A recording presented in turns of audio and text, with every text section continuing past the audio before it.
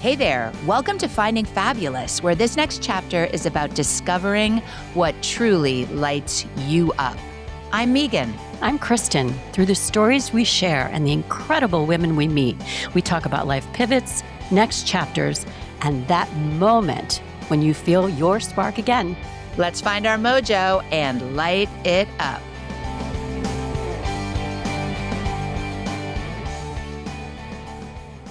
We are so excited to have you on the podcast today, Nicole. Yes, Nicole, we love everything about your Instagram page, your balance, your food, fitness, all the things. Hello. Aw, I love it. I love what you ladies are doing. It is so inspiring. It is so my jam. And I'm so happy to be here talking to you. Oh, well, welcome. So Nicole Paggi is an actress, entrepreneur, mom of two, and creator of a fast-growing lifestyle brand built around one simple belief. Life doesn't have to be so complicated. Thank you. Yes. Yes. Please. Amen to that. Yes. Through high-protein comfort foods, healthier cocktails, realistic fitness, effortless style, simple beauty, and the little things that make life more fun, Nicole connects with women who want to feel strong, confident, healthy, and stylish without all the overwhelm. Sign me up, Nicole. I'm ready. I'm ready for this. This is great. Yes. Right? Nicole, you believe women can build strength without living in the gym, that we can enjoy delicious food while supporting our goals and create a beautiful life without those rigid rules, extremes, or restrictions. I love that you love connecting with other women and sharing what's working with us, cutting through that noise to focus on what actually matters. And we love your philosophy. It's simple. The simpler you make life, the more room you have for fun.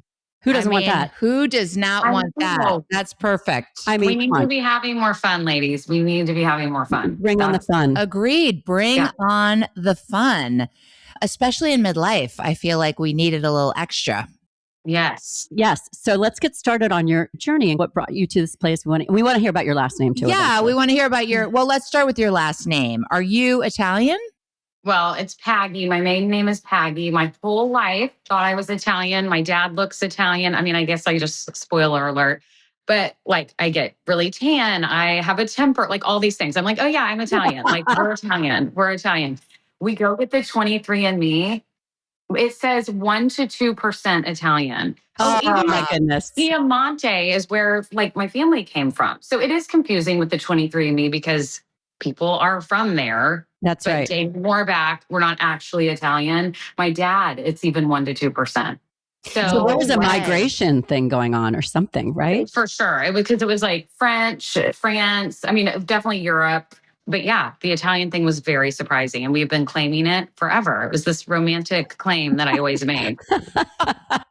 I love it. Yeah. You live and you learn. Reinvention, Yeah. right? Yes. Ciao Bella, right? To the Italian heritage. Okay, yeah. So like Kristin was saying, maybe tell us a little bit about your journey because we know that you were an actress. You now are a mother. You're married. So how did you wind up here? Well, I was born and raised in Texas. I was a little bit of a rebellious teenager and went to college, got my stuff together, majored in business. And that was just like getting a high school diploma for me. It was like, once I do that, I can figure out what I want to do.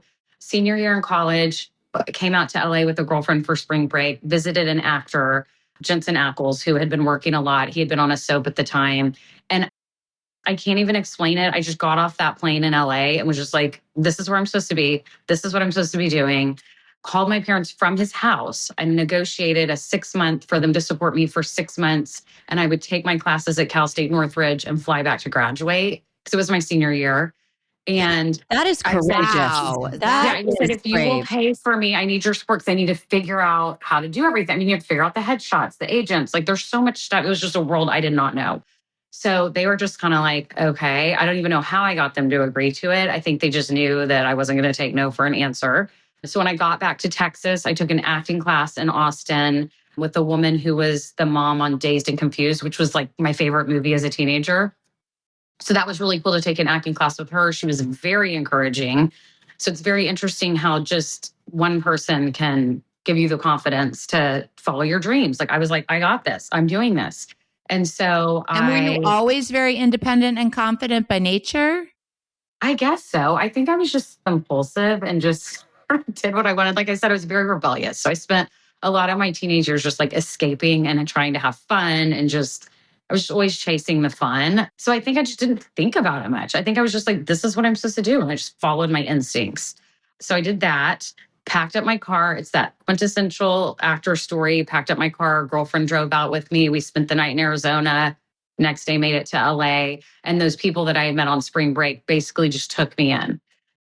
And I've said this before, but I slept on Mario Lopez's couch for like 3 weeks because I was friends with his roommate.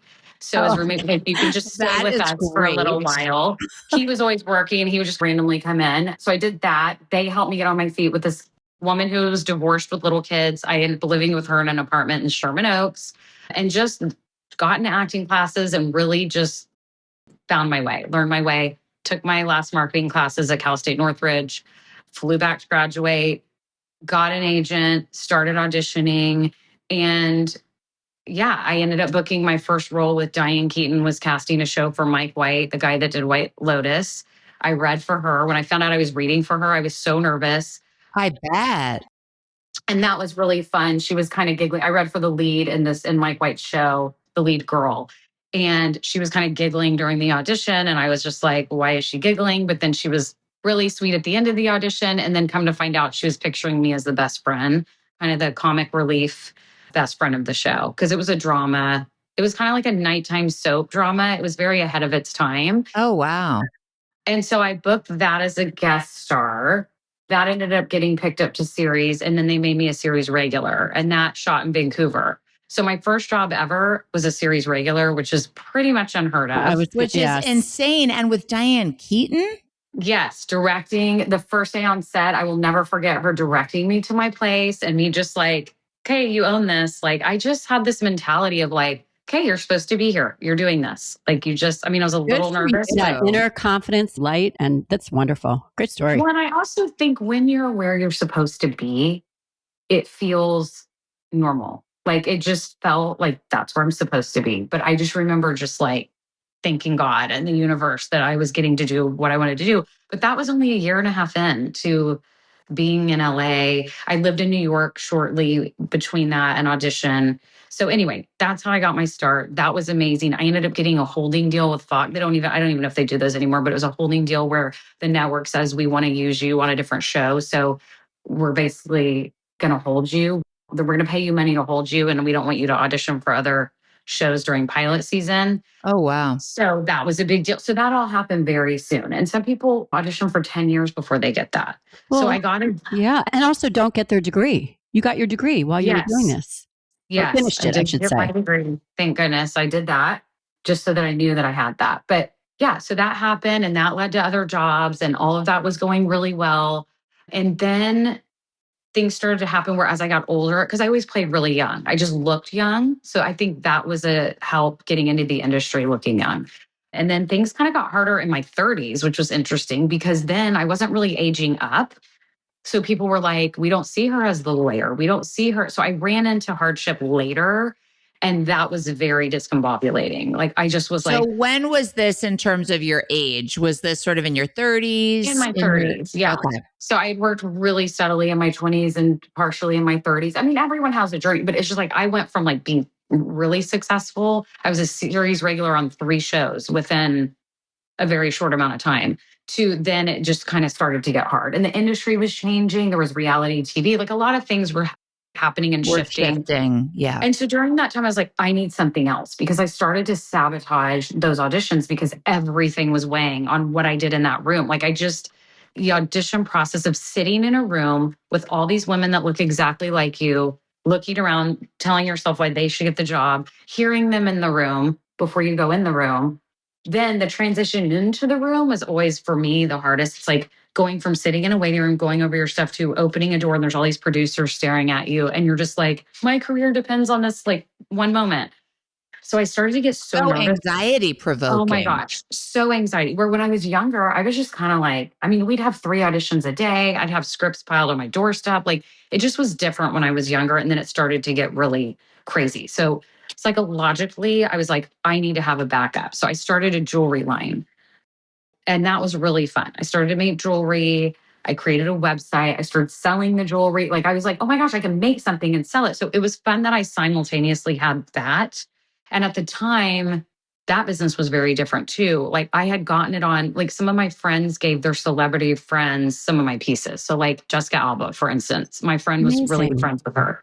She gave it to her for her birthday. She really wore it out. So organically, I found these like paparazzi pictures online of her wearing them. I had a publicist, gave that photo to my publicist. They would get it in a magazine. So that's how I was getting traffic to my website from just PR, from organic people gifting and wearing the I pieces. feel like all along you just naturally you learned the benefits of having good connections and really using community and your ability to connect with people. That's what I'm Yes. hearing. And Yes. your creativity. I wasn't the best networker, but I definitely, I could organically do that. So like a girlfriend, like one of my best friends, I was just Yeah. like, hey, if you I want mean, to get, organic is the word, right? yeah, organically, because I was never really good. Like I do wish I would have in the acting world been a little bit more, but I'm not good at like purposely networking, if that makes sense. So like I wasn't good at the like business networking. It was the organic, probably networking just through my friends and stuff. And the creativity, like you said, I needed a creative outlet. So my favorite part of the jewelry was the making the pieces. The business side was, I would sometimes resist that because I'm not as natural at that part. But it wasn't that hard because I had this publicist doing the work and all of Right. that. That's right. And how long did that business go on? Well, I still have it. I still sell jewelry, and I think it's more just kind of word of mouth because I did hit a roadblock in that too, where when everything was changing, there's no magazines anymore, really, that people are reading. I remember In Style magazine and all, and Oh, Lucky, and yes, all those of things where course. you get the ideas of what to buy. Now it's all about how much money do you have to spend on Instagram ads. And that freaks me out because everything has been self funded. I'm like, you could drop 10K in one day and get nothing from that. Wow. So that's where that started to become less fun to me. So now it's just more of an organic boutique brand that, like I said, it's more word of mouth that I get. And I love making custom pieces. It's more custom made to order. Okay. So I still really enjoy doing that. But I was resisting the business side. So I was still searching for something what's For else. something. next? Right. I skipped over the kids part. I was had going to kids. say, where does the family fit in here? This is exciting though. Well, the jewelry happened first. Then I had my kids. Then I was completely overwhelmed. When I was pregnant, I did not feel good. So, I mean, the whole acting thing went out the window pretty much the second that I got pregnant because it was just like, I don't feel good. I'm so nauseous. I can't even move for 5 months. Then you're just huge. Then you have the baby. Then you're recovering from that. And then within 2 years, I was pregnant again with my second. So I think I did a couple acting jobs in between the girls, but I just really wasn't that up for it. I mean, I was just being a mom completely took over. How many women can relate to that, right? So many Yeah. women. Yeah, I just didn't even feel like I had the bandwidth because acting is so much of like getting yourself together, looking good, looking presentable, feeling good. I was just like, I'm just in this right now. So I had the second kid. Then my husband, before my kid's even a year old, I start getting overwhelmed with living in LA because we lived in LA in the city in a house with 40 steps to go up to my front door, sitting in traffic all day, trying to get my daughter to preschool three miles away. It would take 40 minutes. She'd have to pee on the way off Sunset Boulevard. She had to pee so bad. The parks, we would take her to the parks. There was just like homeless and drug addict. Like I was just like, this is getting hard with two kids. And so my husband gets a job offer in Orange County, like an hour and a half away south. And I'm just Orange like, County. yeah, I was like, I'll take it because this is too overwhelming. Like, I wasn't even still thinking about acting. I wasn't thinking about any of that. I was just thinking about the ease of life with these children and not having it be so stressful and that we were outgrowing the house and everything else. So we moved to Orange County. It's amazing. It's so beautiful. We're within a mile from the beach. School is 1 minute away. Everything's 30 seconds away. You can Love run it like there. errands in an hour, and in LA, it would take you 3 days to run those errands. So I loved it. So lived here, acclimating to here, but definitely started to feel like my life, I wasn't really sharing with anyone. It's like I just kind of left my life behind and was just a mom here and never could really talk about it to anyone because it's just weird to talk about acting with people. I don't know. I just felt like I left my past life behind. And I started to feel that.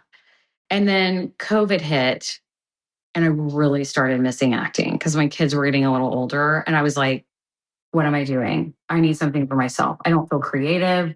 I was feeling tired. Just all those things we feel, which is why I love what you guys are doing, what you're doing, because I think what happens is we lose ourselves. And then simultaneously, we're at an age where we start to feel really tired. We start to feel unmotivated. I wasn't Yeah. feeling good. Yeah, it's like And the that's perfect storm. Yeah. And that stuck Yeah. feeling that we talk about, right? Feeling in a rut or feeling stuck. Yeah. And just feeling like you're not having fun. You kind of lost your, after 40, I started to feel like that's all behind me. There's no more, the world is my oyster. I started to just feel like hidden from the world. And I just didn't know what I wanted to do. Got back into acting because it was COVID and I realized you could do it virtually. So I didn't have to drive to LA because I was like, there's no way I'm driving to LA to audition. You get told no 99% of the time. So I put myself on tape, started doing that again, took an acting class online, started to work a little bit again, which was very encouraging after so many years. I felt like I had no business getting back into the business in my 40s. And I got an agent, got a few jobs, but it still is so slow. The industry has just majorly changed. And so I literally just kept praying. I literally prayed and asked God and the universe, what am I supposed to be doing? What gifts do I have and how can I share them? Because this isn't enough. I can't keep waiting for somebody else to give me a job. And I have 5 minutes on screen on a guest spot, and that's representing who I am. There's more. And I just for the longest time, could not figure out what it was. I was completely anti social media. I didn't like how everyone was like, look at me. I didn't even barely I didn't share my family stuff really because I just was like, I don't need to share this every single thing I'm doing all the time with people. And so I never even had a social media. So all of this just came out of the blue. Like one day I woke up and was just like, I want to share the things that make me Wow. happy. I'm tired of feeling Good hidden for in a you. cave. Yeah, I'm It's tired of not too feeling. late to start new and whatever Yeah. fear, like it's almost like you just stayed open to being fearless And instead of at having some point, fear you take just have over, to take right? that first step, right? The fact that it dawned Yes. on you and you were like, I'm going to do this, which leads me to this question. So you started building a brand in your late 40s, a time when women are questioning what's next, right? That's what we're talking about. Did you ever wonder if you were too late to start something new when this idea popped into your head? And how did you move past that fear to just get going? Because I find with so many people that I talk to, they have an idea, they have a concept. Like you, like I want to talk about things that make me happy, right? And then that evolved into food and fitness and the lifestyle. But I think for so many people, there's just that fear holding them back from taking that first step. Well, I had to get through it with getting back into acting. And it really just took one person. I called my old actor friend and said, do I have any business doing this in my 40s? Like, I really thought I was just over. And he's like, yes, what are you talking about? Go get these lights, go get the camera. Here's how you set it up. And I was like, he goes, people work all the time. And I was thinking, that's so true. Why am I putting that limiting belief on myself? Because I don't think I look as good as I used to, or I don't, whatever it is. Right. Right. So then when it came to the social media part and doing that, I started thinking like when I was feeling in the rut, again, it's about being tired, not looking good anymore, feeling like I'm old. I was like, I'm not going out like this. I am not going out like this. I just all this because I I had that love feeling that. for I absolutely myself. love that. Yeah, like I am not disappearing. No, we No, have I'm going to still be seen. well, it's your quote that you said that I told you about earlier. What's the quote again?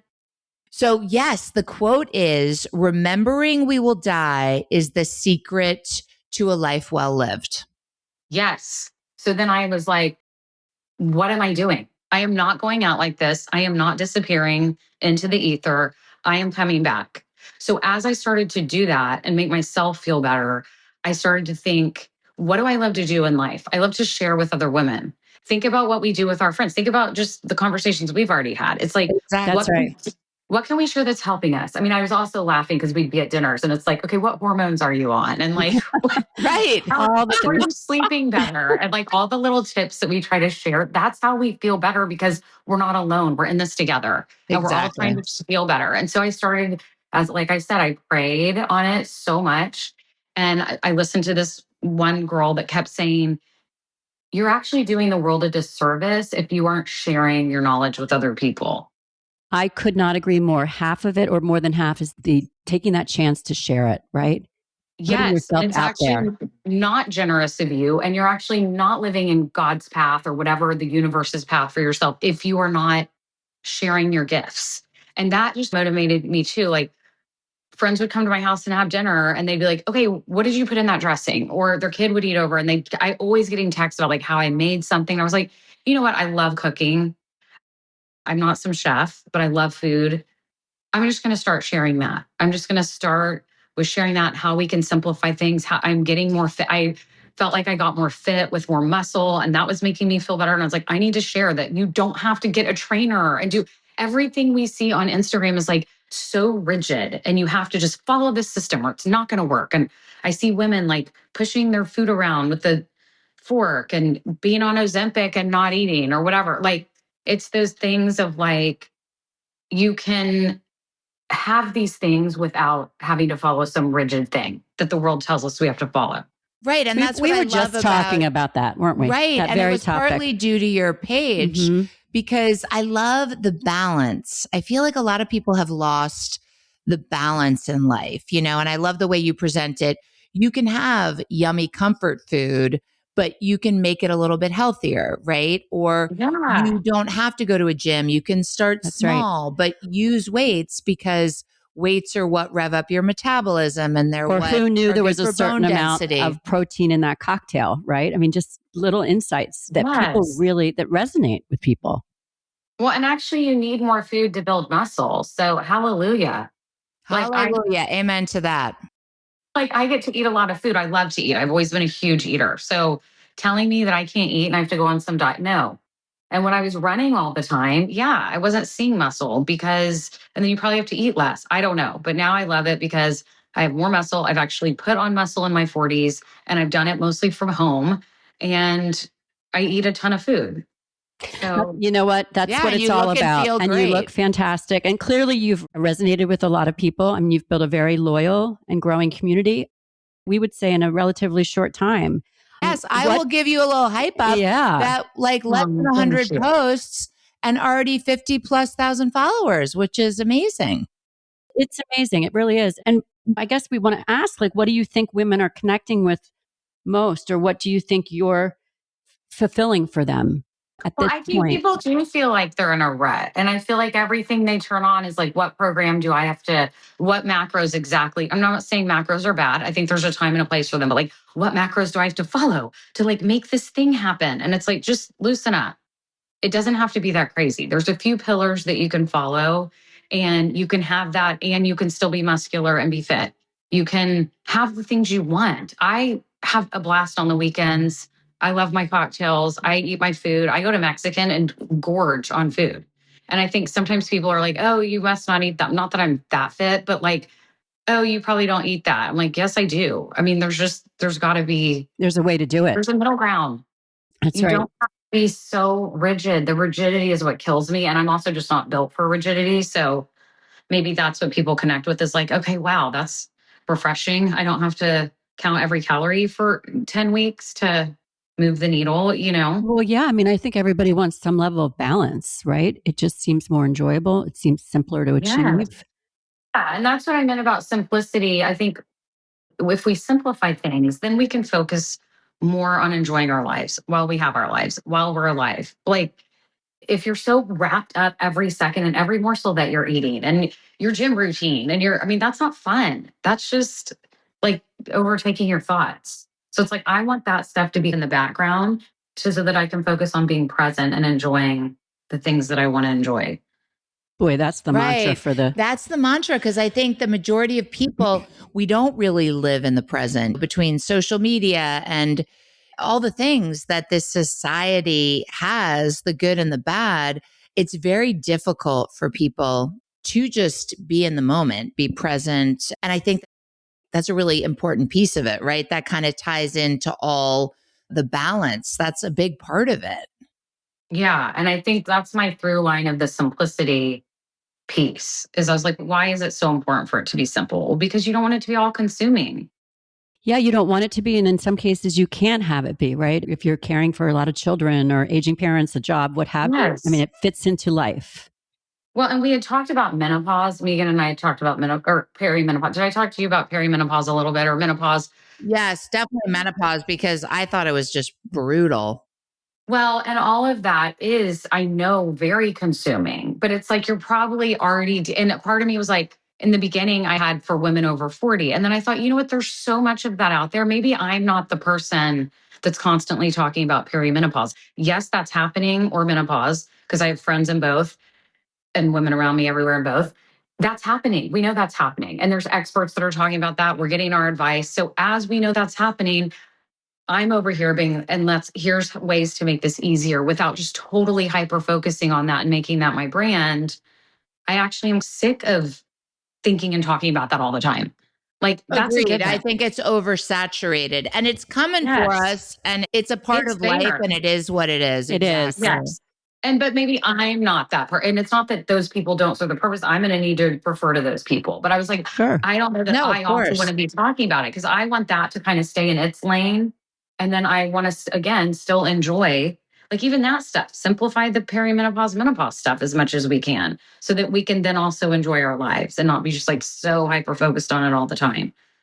Right. No, I definitely. love the simplicity piece. The simplicity piece is key. Yeah. Even when the experts are talking, like you said, about medical issues and concerns, still to bring it down to language we can all understand and that we can live with. Yeah. So I guess another question that I have is what's something you've learned about yourself through this process that surprised you? Well, okay, one that didn't surprise me is my time management skills really need work. And You I and am, me both, Yeah. sister. There's a lot of people that can relate to that. That is I not am a strength of definitely, mine. yeah, I'm definitely a type B. But something that didn't surprise me was when I'll speak for myself. I love what I'm doing right now so much that I wake up in the middle of the night thinking about it, excited with ideas. I wake up in the morning ready to go with ideas. I'm normally such an ADD person. And like when I was talking about the jewelry earlier, it was so hard for me to focus on the business side of that because that's not my gift. That's not what I'm supposed to do. I like the creative side of that. This I love so much. So I know I'm in the right place because I have been laser focused. And that is not my personality to be. The only other thing that's really made me do that is the acting. So I was like, this is definitely something I'm so passionate about because I'm driven every single day to do it all the time. And like I said, that's what I prayed for. So I encourage people to find that thing for themselves because it is so refreshing when you find that thing that you're just like, yes, I want to do this. Even on days that it's hard, I'm still driven to do it. And do you think that you're driven to do it because it brings you so much joy and it lights you up? Do you feel like it's connecting with women? It's because you see a need for it? Is there anything Yeah, I think it's all specific? of the above. I think I'm passionate about the things that I'm actually doing. And then I am passionate about sharing those things and connecting. I was thinking about like, what do I love about acting? I love connection. I love human connection. So it is really fun to know that, like, when women message me that they liked a recipe or they got really excited or the tip was good or they felt inspired, it warms my heart. Like, I just want to hug them and be like, yay, like, we're in this together. This is so awesome. This is why I want to do this. Like, I genuinely love that part of it. It makes me so happy. So I think it's all of the above. I love all of it. I would say we feel the same way about what we're doing, Yeah. right? Like the connection, what you're doing personally for yourself and your own fulfillment, but how it reaches other people, even if it's just Yeah. one person a week, just one Yeah, nugget. it's so rewarding. And I also think a perfect example is you and I connecting and being on the phone for like an hour, just telling our stories and talking. And I'm sure I have a friend out in Newport Beach. And if I came out, I would love to grab one of your cocktails with you. I find it to be it really opens your world and opens, I don't know. I just feel like it adds such a lovely dimension, not only to be connecting with women that are in your community, but also women all over the place, like you're saying, that just Yeah, the social media element for a lot of the things that I don't love about it, it's the one real positive. for sure. And I think that's how I could, well, first of all, to go back to you, I mean, I felt like I knew you within the first 2 seconds. So I love that. When I meet people like that, like I would absolutely love, you have to come see me if you Oh come yeah, here. I'm there, baby. Are you I have a kidding friend me? there too. The So yeah, food, I'm Okay, coming. come. the food and the cocktails in your company, I'm there. so fun. I would love that. So yes, that is so beyond rewarding when you find your people like that, when you just know you find your people. And then the second piece with the social media was the only way I could get behind it is if I was like, I'm actually giving something to somebody. I'm actually helping somebody. I'm actually providing value. I'm not just on here. I think that was the part that I couldn't get behind before, was just like, oh, here's my life. Here's the vacation we're on. Here's the da-da-da we're on. Like every 5 seconds. I mean, every now and then that's nice to see what your friends are doing. But sometimes I'm just like, it's too much. I don't need to know what everyone's doing. I don't need like the look at me for no reason. Like some of that you have to show yourself. Like I've said before, I have to show myself with the result of fitness. And I feel a little funny sometimes, even in my sports bra or a bathing suit. Like, but you do have to see a result in order to listen to somebody. It gives them credibility. So there's a little bit of that I have to do, but there's a reason behind it. I'm not just showing up on a page, taking a picture in a bathing suit and being like, look at me in the bathing suit. Like it's got to have a reason. It's got to inspire somebody. It's got to motivate them. It's got to show that I've done it and they can do it too, kind of thing, you know? Exactly. And it's a daunting thing because you're really putting yourself out there. And then there's the whole element of it's a little bit smoke and mirrors, right? Do you get the likes? Do you go viral? So then there's that whole element of, do you find yourself anxious about it at all? Or are you in a place where you're just like, this is what I'm meant to be doing and I'm excited and let's go? Yeah. I think now, I mean, in the beginning, it felt really cringe, and I'm naturally like a pretty modest person. And I don't, even though I'm really outgoing, it's not like I share with like one on one. I'm a one on one person. I'm not a small talk person. So some of that felt a little weird in the beginning, especially knowing that friends were probably like, what is she doing? I mean, I'm sure they were in the very beginning. I think now they're like, okay, we get it. I'm building a brand, and that brand requires some of these things. It's fitness, it's all of these different aspects. So now, no, I don't really get anxious. I mean, obviously, I'm looking at insights and analytics because I want things to do well, because I want to have reach and grow so that I can continue to do this and help people in everything that I'm doing. But it's less about like the shallow side of it. It's more from a business perspective. I look at that. I've gotten over my ego. And I had to do that in the beginning because you are cringe in the beginning. When you have no followers and you're sitting there doing that, I had to get over I that. love it. You are cringe. You're cringe Okay, that's the until you're line not. of the right. You're cringe until you're not, but baby. You can't reach the people without a brand. I mean, really, it does come down to that.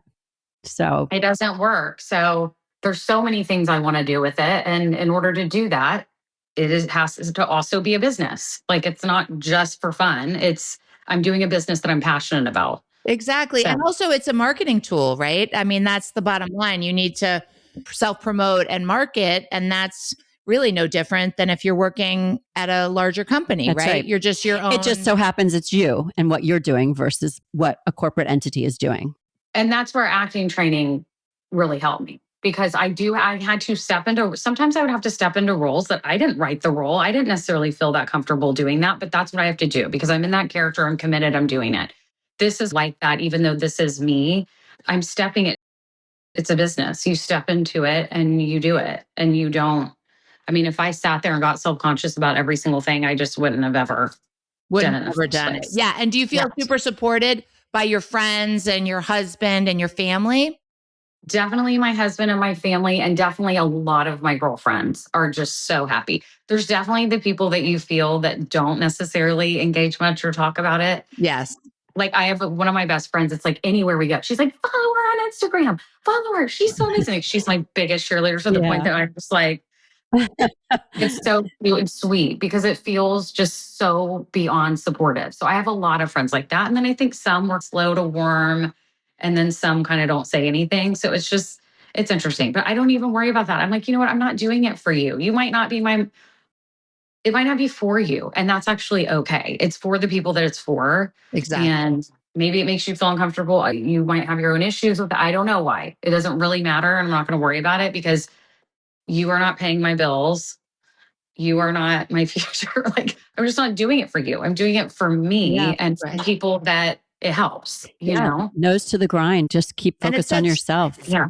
And that's such a nice thing. I feel like we laugh that like one of my girlfriends said to me when I turned 50, she was like, you're going to love the FU 50s because you just have to get to a place in your life, be it late 40s, early 50s. Maybe for some people it's their 60s. But at the end of the day, you've got to do you. You've got to do what lights you up and what brings you joy.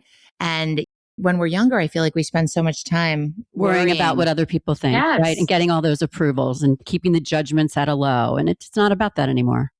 Well, and it holds you back. Like, what are you doing? You're trying to please. So I think that is the good thing about maturing in your 40s and 50s. Is you're just like, I have this one life. Again, goes back to the life. I have this one life. What am I doing? Am I trying to please that person that's insecure or whatever I don't know what they're just going through their head. I have to do what I believe is right. I trust my instincts and my intuition. And that's what I'm doing.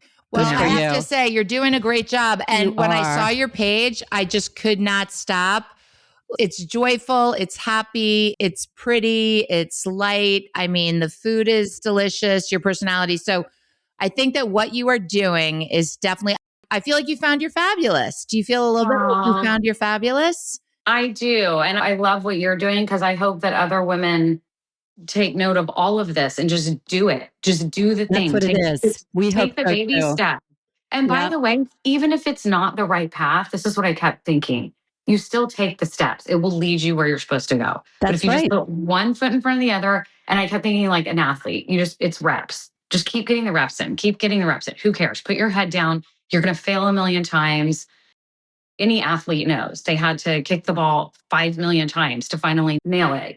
So it's just like, put your head down, get your reps in, and it will lead you to what you're supposed to do, but at least have some kind of forward movement. And Nicole, thank you for being a coach to us on some level with that repetition and just keeping yourself on it, right? Keep going step by step. And also there's things called pivots, right? If you find you just need to pivot your direction a little bit or go through that door instead of that one, then that's what those choices are about.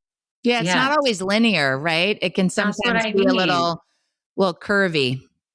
But it's just taking the steps is going to lead you to something, because being stagnant, I was stagnant for years. Yeah, same. We were stagnant. I was stagnant. I'll speak for myself.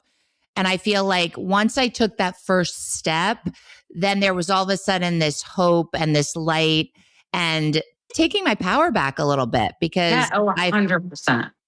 Which just brings joy to other aspects, right? Exactly. It makes you better in your relationships and all the things. I'm better as a mother, better as a wife, better as a friend, all those things. Nicole, before we get to our final question, where can listeners find you? Right now, the best place is it's Nicole Paggi on Instagram, and that's Paggi. I'm working on the other platforms, but it's so much to manage and think about that I'm just focusing on Instagram. I'm about to do a Substack with a newsletter and some fun things that I'm going to offer, like grocery lists and recipes all in one place, because right now it's all kind of discombobulated. Okay, so. Instagram for now, which is worth many visits, and Substack, we can't wait. Love that platform. Cannot wait. So we always ask one last question to all of our fabulous guests. The question is, if you were talking to somebody who hasn't quite found their fabulous, what advice would you give them? I would say to think about what you love and head in that direction, what lights you up, and just start taking step one to follow that. And sometimes it takes a while to figure it out. Like I didn't know how to figure it out, but just keep thinking, what is it that I love that I'm already doing in my life? What would bring me joy? How do I want to help people? How do I want to connect with people? It's all within you. You have to start there. You have to start with what you're passionate about. And then the next step is taking the initiative and just doing it. It's not too late. It is not too late. We cannot go out like that. We cannot get in touch with yourself. We're not going out like that, ladies. We're taking the steps. Let's go. We're taking the steps. We're putting in the reps, and let's effing go. We know that there are literally a million podcasts out there, and so many of them are so, so good. We'd love for you to tell your friends, family, and all the women in your life to join us in finding fabulous and lighting it up. Yes, share your stories with us by DMing and following us on Instagram, TikTok, and all your social media at Finding Fabulous Pod. And please subscribe, like, and share wherever you get your podcasts.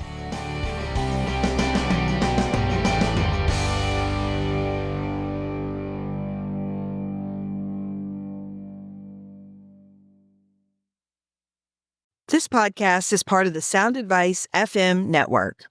Sound Advice FM, women's voices amplified.